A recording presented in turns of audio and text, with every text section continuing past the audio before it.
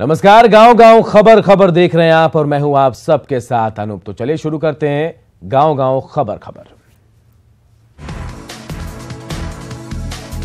रगड़िया में एक बार फिर ईटीवी की खबर का असर हुआ। ईटीवी ने छात्रों से प्रैक्टिकल परीक्षा के नाम पर वसूली की खबर दिखाई थी।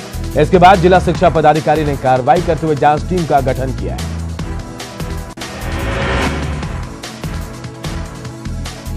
रगड़िया में महिला कांग्रेस कमेटी ने महिला सशक्तिकरण अभियान के तहत एक कार्यक्रम का आयोजन किया, जिसमें प्रखंड की महिला कार्यकर्ताओं ने हिस्सा लिया। महिलाओं ने 33% महिला आरक्षण की मांग की।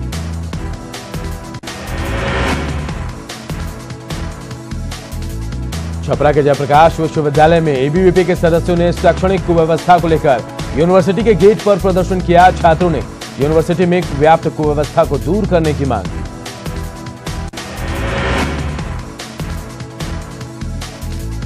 समस्तीपुर में मानव रहित फाटक पर एक बालू लदा ट्रैक्टर राजधानी एक्सप्रेस की चपेट में आ गया। हादसे में ट्रैक्टर चालक घायल हो गया, जिसे इलाज के लिए अस्पताल में भर्ती कराया गया है।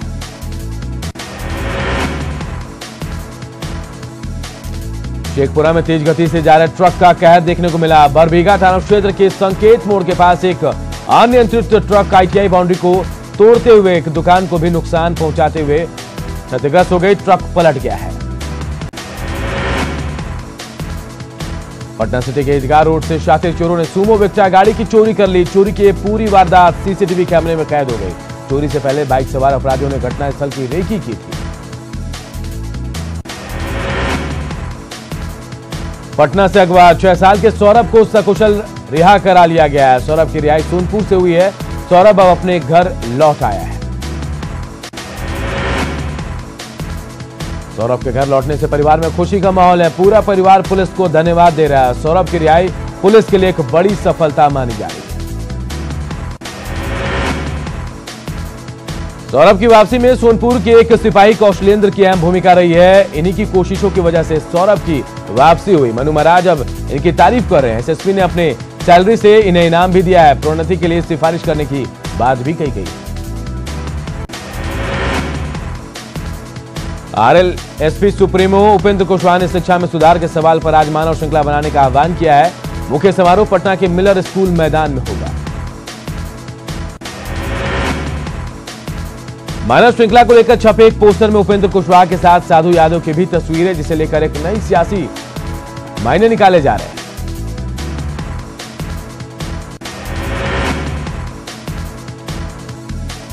केंद्रीय परिवहन मंत्री नितिन गडकरी और सीएम नीतीश कुमार में हुई मुलाकात में प्रदेश के कई योजनाओं पर चर्चा हुई। इस बैठक में प्रधानमंत्री के विशेष पैकेज पर भी विचार किया गया। बिहार सरकार के स्वास्थ्य मंत्रालय ने केंद्रीय सड़क और परिवहन मंत्रालय के साथ एक अहम एमओयू पर हस्ताक्षर किए हैं। इस एमओयू के तहत बिहार में एनएच पर एम्बुलेंस की व्यवस्था के लिए केंद्र सरकार बिहार को 15 करोड़ रुपए हर साल देगी। झारखंड विधानसभा के बजट सत्र का आज आखिरी दिन है। विपक्ष के विरोध के बीच बजट पास कराने की कोशिश की जाएगी।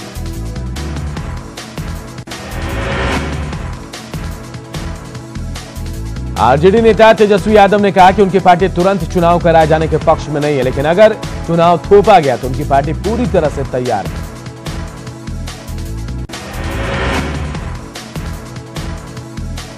चारा घोटाला मामले में रेगुलर ट्रायल फेस कर रहे लालू प्रसाद आज फिर सीबीआई कोर्ट में पेश होंगे। डोरंडा और दुमका कोषागार से अवैध निकासी मामले में उनकी पेशी होगी।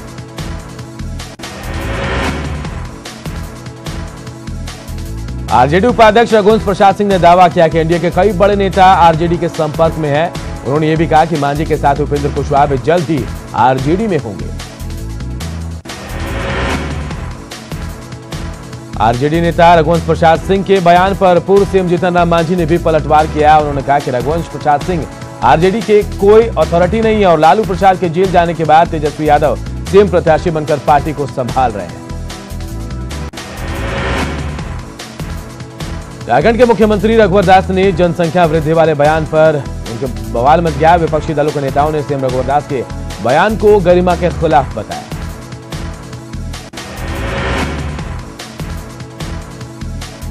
रघुवर सरकार की ओर से पेश एटीआर को कांग्रेस ने झूठ का पुलिंदा करार दिया। पार्टी नेता सुखदेव भगत ने कहा कि एटीआर में बताई गई सभी बातें फर्जी हैं और बिना काम किए ही सरकार ने कृषि क्षेत्र में ग्रोथ का दावा किया है।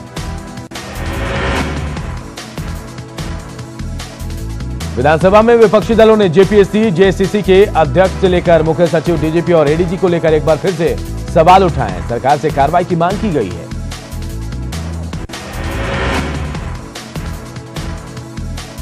वहीं सदन के बाहर प्रदर्शन के दौरान नेता प्रतिपक्ष हेमंत सोरेन ने कहा कि सरकार दागी अधिकारियों और विधि व्यवस्था से संबंधित किसी भी सवाल का जवाब देने को तैयार नहीं है, लेकिन विपक्ष हर हाल में उनसे जवाब लेकर रहेगा।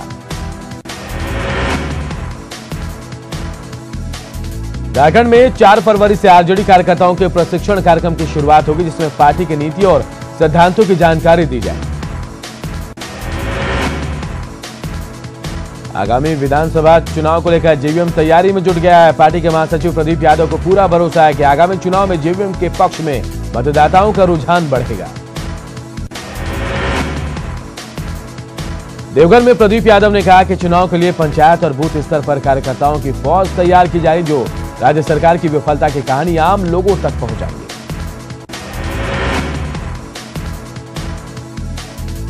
बिहार सरकार को नियोजित शिक्षकों के मामले में सुप्रीम कोर्ट से फटकार मिली है। समान काम के बदले समान वेतन देने का यह मामला है।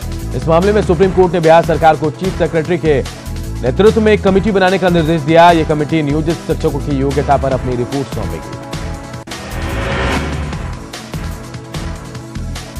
गया में आरएलएसपी के विधान पार्षद संजीव श्याम सिंह ने नियोजित शिक्षकों को समान कार्य के लिए समान वेतन मुद्दे पर नीतीश सरकार की आलोचना की। उन्होंने कहा कि वे शुरू से ही समान वेतन के लिए आवाज उठाते रहे हैं।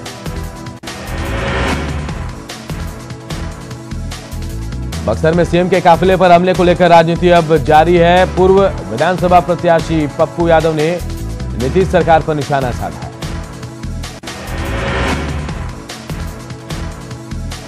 सीतामढ़ी के डुमरा प्रखंड में लोक स्वास्थ्य अभियंत्रण मंत्री विनोद नारायण झा ने नई जलापूर्ति योजना का शिलान्यास किया। 50 लाख की लागत से बन रही इस योजना से 4 वार्डों के लोगों को फायदा मिलेगा।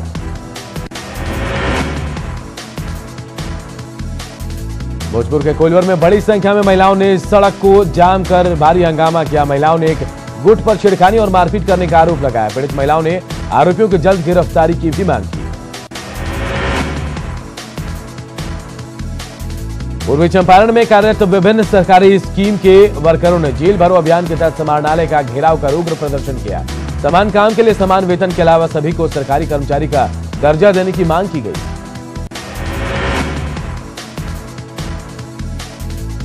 मुजफ्फरपुर में मुखिया संघ ने सरकार की योजना समय पर आम लोगों तक नहीं पहुंचाने का विरोध किया है। मुखिया संघ ने बोचरी प्रखंड मुख्यालय पर 1 दिन का धरना देकर प्रशासन को 15 दिनों का अल्टीमेटम भी दिया है।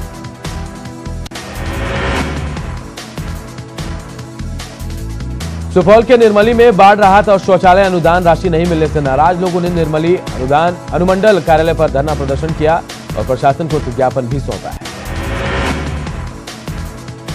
बेगूसराय में केंद्रीय ट्रेड यूनियन समेत तमाम श्रमिक संगठनों ने राष्ट्रव्यापी कानून तोड़ो जेल भरो सत्याग्रह आंदोलन के दौरान हजारों की संख्या में महिला और पुरुषों ने कलेक्ट्रेट पर जमकर प्रदर्शन किया।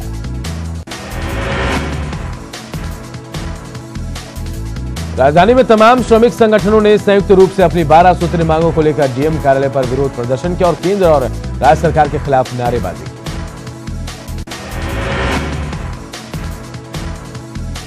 श्रमिक नेताओं ने बताया कि केंद्र और राज्य की सरकार किसान, छात्र और मजदूरों के विरोधी और सरकार तक अपनी आवाज पहुंचाने के लिए ये प्रदर्शन किया जा रहा है।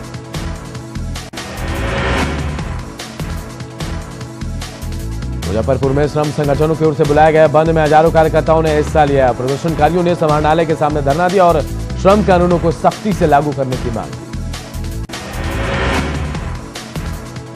आरा में कलाकारों और साहित्यकारों ने जिला प्रशासन के खिलाफ मोर्चा खोल दिया। कलाकार सांस्कृतिक भवन और नागरी प्रसारणी सभागार को शुल्क मुक्त करने की मांग कर रहे हैं। पूर्वी सिंहभूम के बुढ़ाम प्रखंड में पिछले महीने प्राथमिक विद्यालय को बंद करने से बच्चों को दिक्कतें हो रही है। गांव के लोगों ने फिर से स्कूल खोलने की मांग को लेकर उपायुक्त कार्यालय के पास प्रदर्शन भी किया।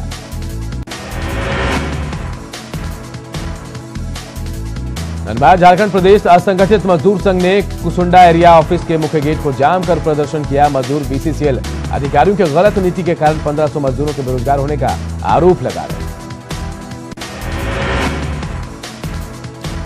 जामताड़ा बिजली विभाग के आउटसोर्स वर्करों को 7 महीनों से मानदेय नहीं मिला है। वेतन की मांग को लेकर मजदूरों ने कार्यपालक अभियंता के सामने धरना दिया है। साथ ही मांगे नहीं माने जाने पर हड़ताल की चेतावनी भी दी है।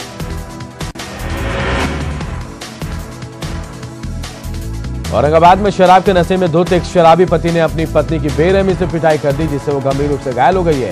घटना मुफस्सिल थाना क्षेत्र के बालाकर्मा गांव की है। पुलिस ने आरोपी पति को गिरफ्तार कर लिया है। बेगूसराय पुलिस ने मोटरसाइकिल गिरोह के 4 चोरों को गिरफ्तार किया है। गिरफ्तार चोर मोकामा और लखीसराय के रहने वाले हैं। इनके पास से पुलिस ने कई मास्टर चाबियां भी बरामद की। रांची में कल्याण में भीषण आग लग गई, जिससे 1 लाख का धान जलकर खाक हो गया। दमकल की गाड़ियों ने मौके पर पहुंचकर आग पर काबू पाया।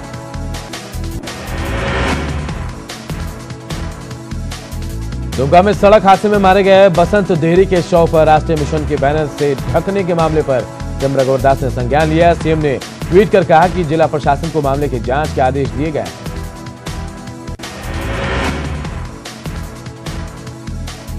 अरवल के सबसे बड़े अस्पताल में मानवता को शर्मसार करने वाली घटना सामने आई है। सदर अस्पताल में प्रसव कराने आई महिला से स्वास्थ्यकर्मियों ने पैसों की अवैध उगाही करने की कोशिश की। बेतिया में केस नहीं उठाने से नाराज दबंगों ने एक नाबालिग लड़की का अपहरण कर लिया और परिवार को जान से मारने की धमकी दी जा रही है। घटना सिरिसिया ऊपी क्षेत्र के परसा गांव की। घटना के बाद पूरा परिवार दहशत में। झारखंड और बिहार के सीमावर्ती क्षेत्रों में अपहरण की घटनाओं को अंजाम देने वाले 3 अपहरणकर्ताओं को पुलिस ने गिरफ्तार कर लिया है। पुलिस ने इनके पास से एक देसी कार्बाइन, 2 पिस्टल और 6 कारतूस बरामद किए। सरायकेला पुलिस और सीआरपीएफ की संयुक्त छापेमारी में एक बड़ी सफलता हासिल हुई है। नक्सली कमांडर महाराज प्रमाणिक और अमित मुंडा के सहयोगी बुतरू सोय को गिरफ्तार कर लिया गया। इस मौके पर 20 किलो के इन पर कीन बम लगाने का आरोप भी है। नालंदा जिले के बिहार शरीफ स्थित नीमगंज मोहल्ले में हुई गोलीबारी मामले में पुलिस ने 2 लोगों को गिरफ्तार कर लिया। पुलिस ने दोनों गिरफ्तार युवक के पास से 2 देसी कट्टा, 1 जिंदा कारतूस और 1 खोखा बरामद किया है। दरभंगा में बंदूक के साय में फिल्म पद्मावत देखी जा रही है। फिल्म के विरोध में उपद्रवियों ने सिनेमा हॉल पर पत्थरबाजी की थी। खूंटी में अपराधियों ने कूड़ापूर्ति पंचायत के मुखिया को गोली मारकर घायल कर दिया। घायल मुखिया को रिम्स में भर्ती कराया गया। अपराधियों की गिरफ्तारी के लिए छापेमारी की जा रही है। औरंगाबाद में शराब के नशे में धुत एक शराबी पति ने अपनी पत्नी की बेरहमी से पिटाई कर दी, जिसे वो गंभीर रूप से घायल हो गई है। घटना मुफस्सिल थाना क्षेत्र के बालाकर्मा गांव की है। पुलिस ने आरोपी को गिरफ्तार भी कर लिया।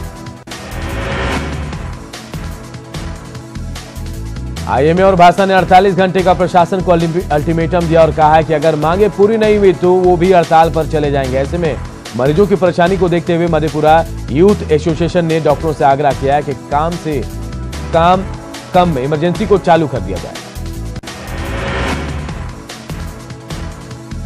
और टीवी की खबर का एक बार फिर से बड़ा असर हुआ है। रिम्स में एक विक्षिप्त महिला के साथ गार्ड जानवरों जैसा सलूक कर रहे थे, इस पर सीएम ने संज्ञान लिया और दोषी गार्ड के खिलाफ कार्रवाई करने का निर्देश दिया।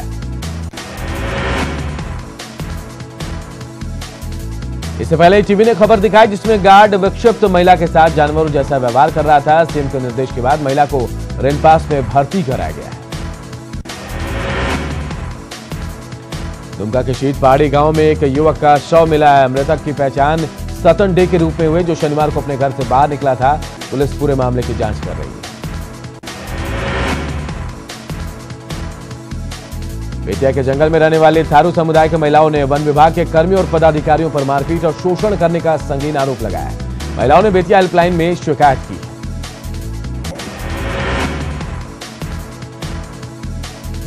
सहरसा पुलिस ने अपराध की योजना बनाते हुए हथियार सहित 6 अपराधियों को गिरफ्तार किया है। इनके पास से हथियार और कारतूस बरामद किए गए।